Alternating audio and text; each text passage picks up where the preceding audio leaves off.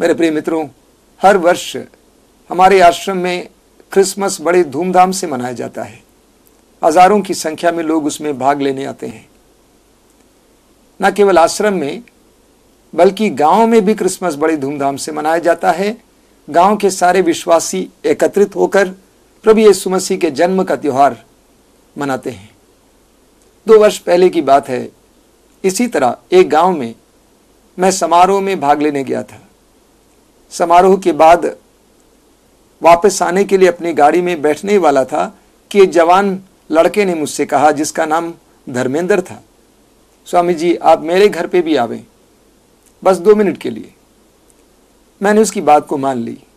उसके घर जाकर उस परिवार के लिए प्रार्थना की। तत्पश्चात अपनी गाड़ी में आकर बैठने ही वाला था कि मैंने उससे कहा, धर्मेंद्र, यीशु मसीह को जानना कितने बड़े सौभाग्य की बात है। ये सुनते ही मैंने देखा धर्मेंद्र की आंखों से आंसू टपकने लगे। मैं समझ गया उसके हृदय में क्या भाव था। सचमुच धर्मेंद्र के लिए प्रभु यीशु मसीह को जानना बहुत बड़े सौभाग्य की बात थी। आश्रम में जब सत्संग होता है रविवार को और बड़े शनिवार अर्थात महीने के दूसरे शनिवार को, तो लोगों को साक्ष्य देने के लिए मौका दिया जाता है। कई वर्ष पहले की बात है, एक बहन जिसका नाम था शकुंतला, मंच पर आकर अपना साक्ष्य देने के बाद उसने कहा कि मैं एक गीत गाना चाहती हूं। मैं उसको बार बार मना कर रहा था, लेकिन वो बोलती जा रही थी कि मुझे 2 लाइन गाने दीजिए। और उसने गाया भोजपुरी में कुछ इस तरह, जैसन भगवान खोजत रहली वैसन भगवान मिल गए। अर्थात जिस प्रकार के ईश्वर या प्रभु की खोज में मैं थी वैसा प्रभु मुझे मिल गया। मैं सोचता हूं कि आज हजारों लोग इस प्रकार का साक्ष्य देते हैं। प्रभु यीशु मसीह को जानना कितने बड़े सौभाग्य की बात है।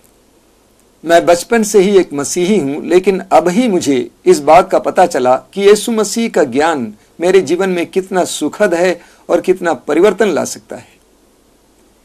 हमें बाइबल में संत पौलुस के अनुभव के बारे में पढ़ने को मिलता है। फिलिपियों के पत्र के अध्याय 3 उसके वाक्य 7 से 8 तक के वचनों में संत पौलुस इस प्रकार हमें समझाते हैं। संत पौलुस कहते हैं, किंतु मैं जिन बातों को लाभ समझता था उन्हें मसीह के कारण हानि समझने लगा हूं। इतना ही नहीं, मैं प्रभु ईसा मसीह को जानना सर्वश्रेष्ठ लाभ मानता हूं और इस ज्ञान की तुलना में हर वस्तु को हानि ही मानता हूं। उन्हीं के लिए मैंने सब कुछ छोड़ दिया है और उसे कूड़ा समझता हूं। बहुत सुंदर। संत पौलुस कहते हैं कि प्रभु यीशु मसीह के ज्ञान को वो सर्वश्रेष्ठ मानते हैं। इतना ही नहीं, उस सर्वश्रेष्ठ ज्ञान की तुलना में संसार की हर चीज को वो कूड़ा समझते हैं और कूड़ा समझकर उन्होंने सब कुछ को छोड़ दिया है, त्याग दिया है। इसके द्वारा पौलुस ये हमें बताना चाहते हैं कि उनके जीवन में मसीह के ज्ञान ने कितना सुख, आनंद और कितनी संतुष्टि लाया। संत पौलुस ने क्यों समझा कि यीशु मसीह का ज्ञान सर्वश्रेष्ठ है? कोलोसियों के पत्र के अध्याय 1 उसके वाक्य 25 से 27 तक में संत पौलुस कहते हैं कि यीशु मसीह का ज्ञान सदियों से छिपा हुआ ज्ञान है। और कोलोसियों के पत्र के अध्याय 2 उसके वाक्य 3 में पौलुस उस ज्ञान के बारे में बताते हैं कि वो रहस्य है मसीह, जिनमें प्रज्ञा तथा ज्ञान की संपूर्ण निधि निहित है। तो वो छिपा हुआ रहस्य है मसीह, जिनमें प्रज्ञा तथा ज्ञान की संपूर्ण निधि निहित है। ईश्वरीय ज्ञान, ईश्वर के राज्य का ज्ञान और जीवन का ज्ञान, इसकी संपूर्ण निधि उनमें निहित है। इसलिए उन्होंने प्रभु यीशु मसीह के ज्ञान को सर्वश्रेष्ठ माना। मेरे प्रिय मित्रों, पौलुस के इन वचनों को समझने के लिए हमें उनके अतीत की ओर झांकना होगा। हमें प्रेरित चर्य के अध्याय 22 में पौलुस के अतीत के बारे में पढ़ने को मिलता है। वे स्वयं बताते हैं कि मैं तरसिस के सिलिसिया में जन्म लिया था, लेकिन यरूशलेम में गमालियल नामक एक प्रसिद्ध रबाई के चरणों में बैठकर यहूदी धर्म के ग्रंथ संहिता के कट्टर व्याख्या की शिक्षा दीक्षा ग्रहण किया था। और वे आगे बताते हैं कि मैंने उसकी उपासना की और मैं सोचता था कि वही ज्ञान सर्वश्रेष्ठ ज्ञान है। हम गलातियों के पत्र के अध्याय 1 में भी पढ़ते हैं, वे बताते हैं कि किस प्रकार उस ज्ञान के सामने उन्होंने अन्य लोगों को तुच्छ समझा। और इतना ही नहीं, प्रेरित चरित्र में हम बार बार पढ़ते हैं कि कैसे पौलुस ने प्रभु यीशु मसीह के शिष्यों को सताया था। वचन में बताता है कि पौलुस ने उन्हें घरों से घसीट घसीट कर ले जाकर बंदी गृह में डाला और उनको मरवा डाला। वही पौलुस आज यीशु मसीह को जानने के बाद ये कहते हैं कि यीशु मसीह के ज्ञान की तुलना में मैं सब कुछ को कूड़ा समझता हूं। मेरे प्रिय मित्रों, हर विश्वासी को प्रभु यीशु मसीह को जानने की जरूरत है। हमें यीशु को जानने की जरूरत है, लेकिन यह ज्ञान बौद्धिक ज्ञान नहीं, बल्कि एक गहरा ज्ञान। अगर मैं आपसे पूछूं कि आप स्वामी अनिल देव को जानते हैं, आप कहेंगे जानते हैं, लेकिन मैं कहूंगा वास्तव में आप मुझे नहीं जानते, मेरा अनुभव नहीं किया है। बाइबल में जिस ज्ञान के बारे में बताया जाता है वो ज्ञान अनुभवी ज्ञान है। स्तोत्र ग्रंथ के अध्याय 34 वाक्य 9 में हम पढ़ते हैं, परख कर देखो कि प्रभु कितना भला है, चख कर देखो कि प्रभु कितना भला है। ईश्वर सिर्फ बुद्धि से जाने जाने वाला व्यक्ति नहीं है, बल्कि ईश्वर अनुभव से जाने जाने वाला व्यक्ति है। हम सबको ईश्वर का अनुभव करना चाहिए। और हम प्रभु यीशु का अनुभव कैसे कर सकते हैं? प्रभु यीशु मसीह का ज्ञान कैसे प्राप्त कर सकते हैं? मुख्य स्रोत है पवित्र वचन और उसकी व्याख्याएं, और दूसरा है हमारी व्यक्तिगत प्रार्थना। लेकिन एक समस्या है, जब हम पवित्र वचनों को पढ़ते हैं या सुनते हैं, हम कुछ प्रकार की छलनियां लगाकर सुनते हैं या पढ़ते हैं। मत्ती के सुसमाचार के अध्याय 13 में प्रभु यीशु ने एक बहुत सुंदर दृष्टांत सुनाया है।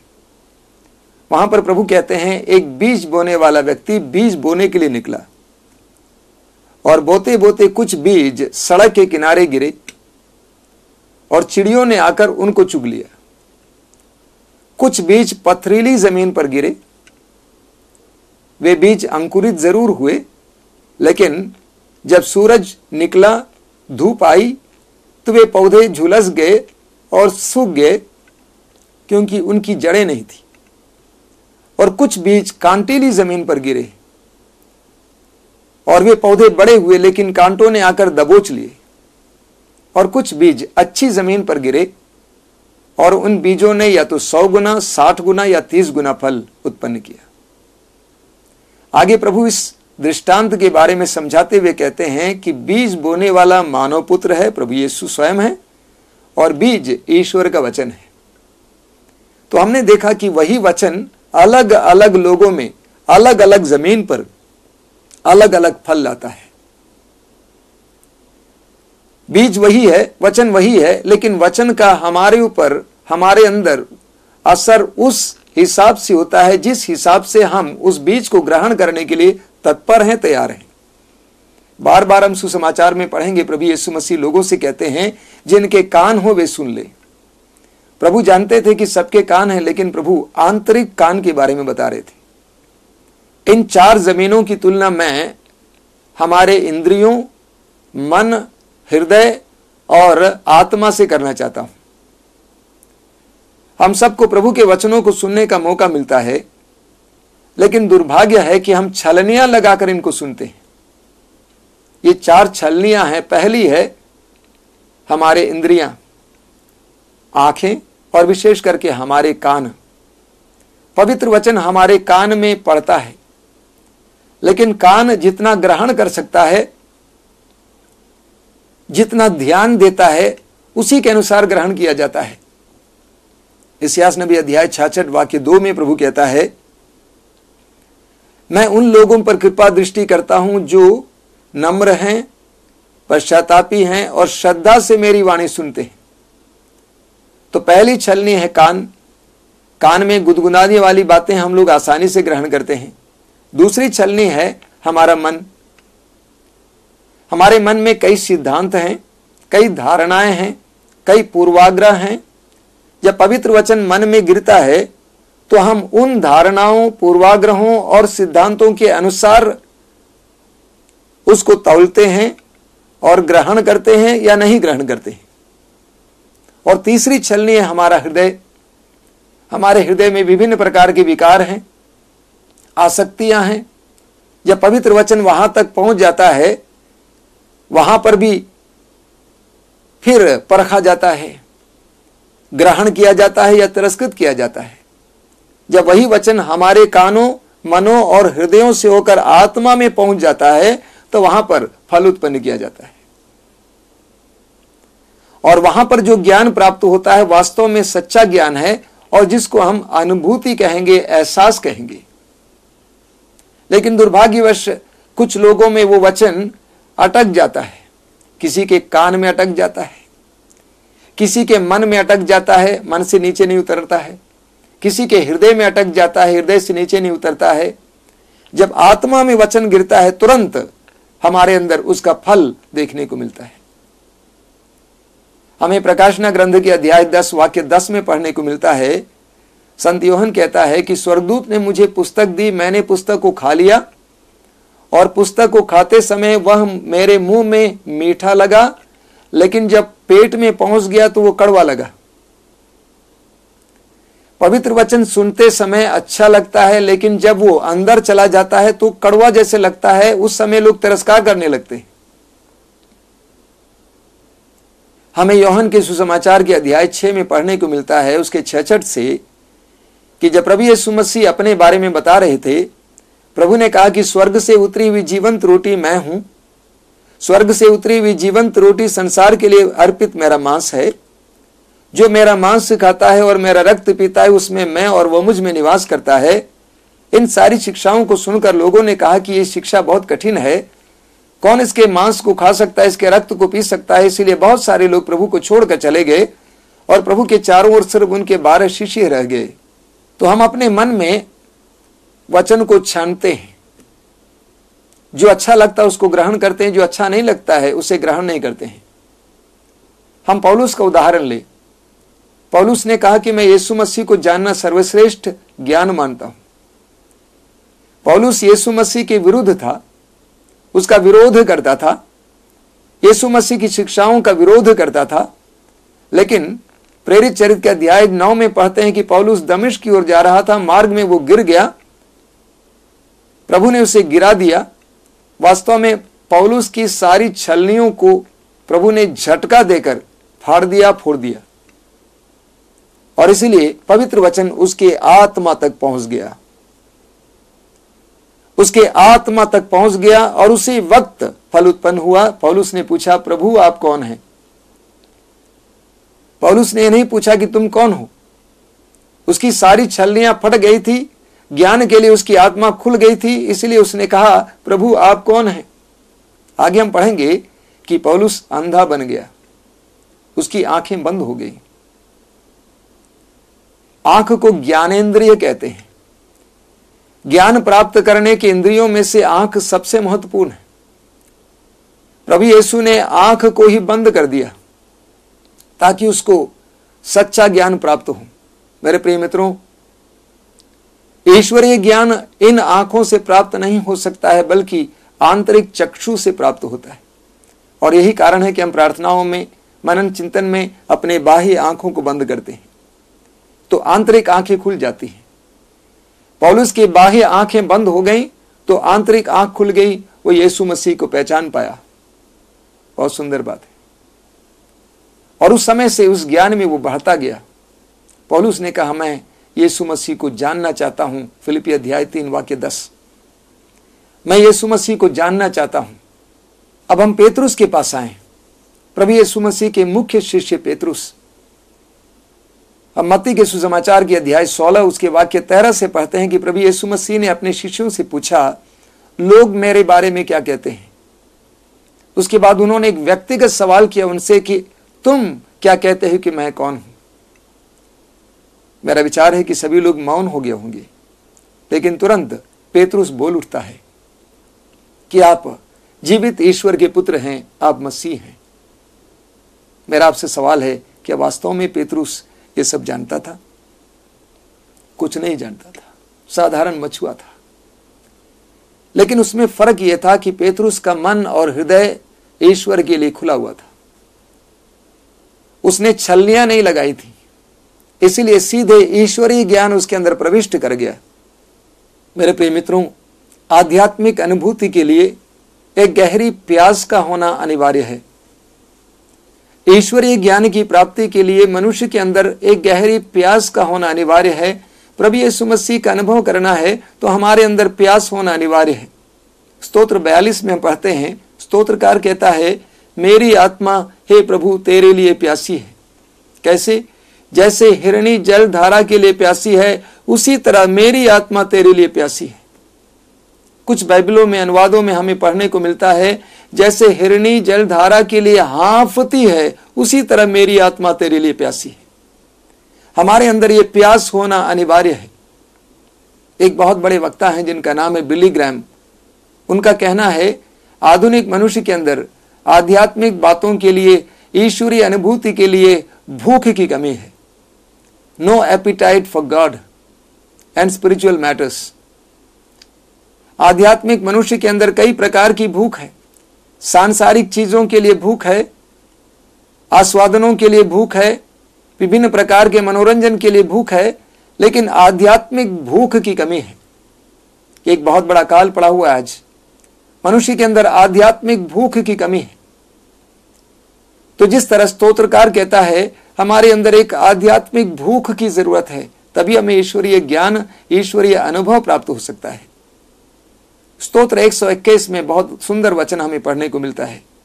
स्तोत्रकार कहता है, मैं अपनी आंखें पर्वतों की ओर उठाता हूं। मैं अपनी आंखें पर्वतों की ओर उठाता हूं। मेरे प्रिय मित्रों, हमें हमारी आंखों को पर्वतों की ओर उठाना होगा। जब हम अपनी आंखें पर्वतों की ओर उठाएंगे तो पर्वत शिखर पर हमें उस महान परमेश्वर का ज्ञान, अनुभव प्राप्त होगा। जब लोग आश्रम में आते हैं, मैं उनसे कहता हूं कि आपको अपने साथ जबरदस्ती करना है। क्यों जबरदस्ती करना है? क्योंकि आपका झुकाव संसार की ओर है। आपके विचार, चिंतन के विषय सांसारिक है, इसलिए आपको अपने साथ जबरदस्ती करना पड़ता है। ईश्वरोन्मुख करने के लिए, हमारे जगतोन्मुख व्यक्तित्व को ईश्वरोन्मुख करने के लिए बहुत कठिन परिश्रम करना पड़ता है। कभी कभी मैं लोगों से कहता हूं, घंटों प्रभु के सानिध्य में बैठ जाओ, हालांकि आपको कोई विशेष अनुभव प्राप्त नहीं होता है। यह प्रक्रिया का हिस्सा है। हमें ईश्वर की ओर अपने आप को मुड़ाना पड़ेगा, मोड़ना पड़ेगा। हमें अपनी आंखों को पर्वतों की ओर लगाना पड़ेगा। आपने साधु सुंदर सिंह के बारे में सुना होगा। बताया जाता है, जब वो 15-16 साल के थे, स्कूल में पढ़ रहे थे, कुछ मिशनरियों ने उन्हें बाइबल संबंधी कुछ किताबें दी। उन्होंने अपने मित्रों के सामने उन किताबों को फाड़ डाला और जला डाला, और उन्होंने कहा कि यदि यीशु मसीह जीवित है तो वो मुझे दिखा दे, अपने आप को मुझे दर्शन दे। उसी रात को प्रभु यीशु मसीह ने सुंदर को दर्शन दिया। जीवित प्रभु ने उनको दर्शन दिया और उस समय से सुंदर का जीवन बदल गया। यीशु मसीह का एक बहुत सुंदर प्रचारक बना। मेरे प्रिय मित्रों, हमारे अंदर ये प्यास होना जरूरी है। प्रभु की अनुभूति के लिए हमारे हृदय में, मन में एक प्यास होना जरूरी है, तभी हमें ईश्वरीय अनुभूति प्राप्त हो सकती है। यूहन्ना अध्याय 6 वाक्य 69 में हम पढ़ेंगे। जब सभी शिष्य यीशु को छोड़कर चले गए, जब यीशु ने कहा कि मैं स्वर्ग से उतरी हुई जीवंत रोटी हूं, और जब प्रभु ने देखा कि उनके शिष्य ही रह गए हैं, उनसे सवाल किया गया। वाक्य 68 में हम पढ़ेंगे, क्या तुम भी जाना चाहते हो? तो पेतरुस ने तुरंत क्या कहा? हे प्रभु, हम किसके पास जाएं? आप ही के वचनों में अनंत जीवन का संदेश है। मेरा पूर्ण विश्वास है कि पेतरुस के मन में कोई भी बात समझ में नहीं आई, लेकिन पेतरुस का मन और हृदय ईश्वरीय ज्ञान के लिए खुले हुए थे, और इसलिए ईश्वरीय ज्ञान उसके अंदर प्रविष्ट कर गया।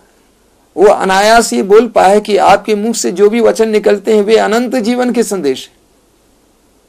मेरे प्रिय मित्रों, हमारे जीवन में प्रभु यीशु का ज्ञान हमें प्राप्त करना है तो हमें इन छलनियों को फाड़ना होगा।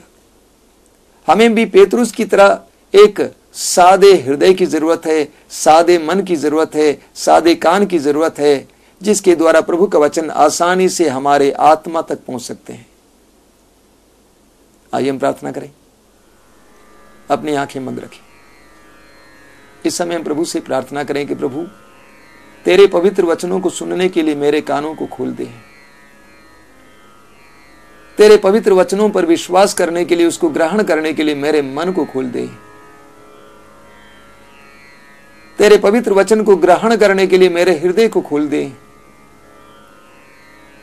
तेरे पवित्र वचन की फल उत्पन्न करने के लिए मेरी आत्मा को खोल दे। हे प्रभु यीशु, मैं भी पौलुस की तरह यह कहना चाहता हूं कि मैं यीशु मसीह को जानना चाहता हूं, मैं तुझे जानना चाहता हूं। मेरी बुद्धि को खोल दीजिए, मेरे आंतरिक आंखों को खोल दीजिए, मुझे एहसास दीजिए, अनुभूति दीजिए, मुझे इस बात का एहसास कराइए कि मैं जिस प्रभु पर विश्वास करता हूं वो जीवित है, वो इम्मानुएल है, ईश्वर हमारे साथ है। प्रभु यीशु, समय मैं हर एक भाई बहन के लिए जो इन वचनों को सुन रहे हैं प्रार्थना करता हूं, तेरा गहरा अनुभव प्रदान कर, तेरा गहरा ज्ञान प्रदान कर, अनुभूति प्रदान कर, तेरा स्पर्श प्रदान कर। तेरी स्तुति हो, तेरी महिमा हो।